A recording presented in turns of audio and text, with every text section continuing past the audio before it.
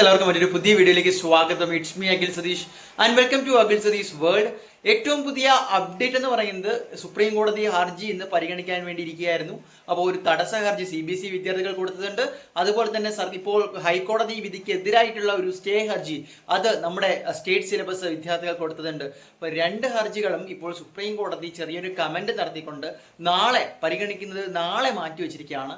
പക്ഷെ വ്യക്തമായിട്ടുള്ള ഒരു സൂചന കിട്ടിയിട്ടുണ്ട്. സുപ്രീം കോടതി ഇപ്രകാരമാണ് പറഞ്ഞത് എന്ന തരത്തിലാണ് മാധ്യമങ്ങൾ റിപ്പോർട്ട് ചെയ്യുന്നത്. മറ്റൊന്നുമല്ല, ഇതിൽ പ്രവേശന നടപടികളെ ബാധിക്കുന്ന തരത്തിൽ ഒരു തീരുമാനം എടുക്കില്ല, അതായത് അതിനെ തടസ്സപ്പെടുത്തില്ല എന്ന തരത്തിലും.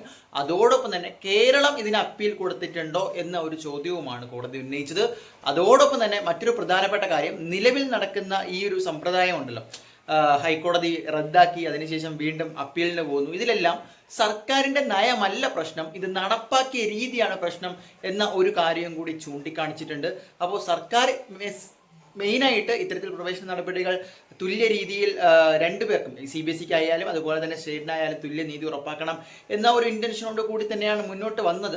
പക്ഷെ നടപ്പാക്കിയപ്പോൾ അതിൽ പാളിച്ചകൾ ഉണ്ടായി എന്ന് കോടതി കണ്ടെത്തിയിട്ടുണ്ട്. പക്ഷെ നിലവിൽ പ്രവേശന നടപടികളെ ബാധിക്കുന്ന തരത്തിലുള്ള തീരുമാനങ്ങളിലേക്ക് പോകില്ല എന്നും വ്യക്തമാക്കിയ സ്ഥിതിക്ക് ഒരു അന്തിമ തീരുമാനം അത് നാളെ തന്നെ നമ്മൾ പ്രതീക്ഷിക്കുന്നുണ്ട്. പക്ഷെ അതിൽ നിന്നുള്ള സൂചനകൾ അനുസരിച്ച് ഇപ്പോൾ നടക്കുന്ന ഓപ്ഷൻ രജിസ്ട്രേഷനോ ഇപ്പോൾ വന്ന റാങ്ക് ലിസ്റ്റിനെ പൂർണ്ണമായും റദ്ദാക്കിക്കൊണ്ടുള്ള ഒരു നടപടിയിലേക്ക് പോകാനുള്ള സാധ്യത വളരെ വളരെ കുറവാണ് എന്ന് തന്നെ പറയേണ്ടിയിരിക്കും. നിങ്ങളുടെ അഭിപ്രായങ്ങൾ കമന്റ് ചെയ്യുക. ഏറ്റവും പുതിയ വാർത്തകൾക്ക് ചാനൽ സബ്സ്ക്രൈബ് ചെയ്യുക.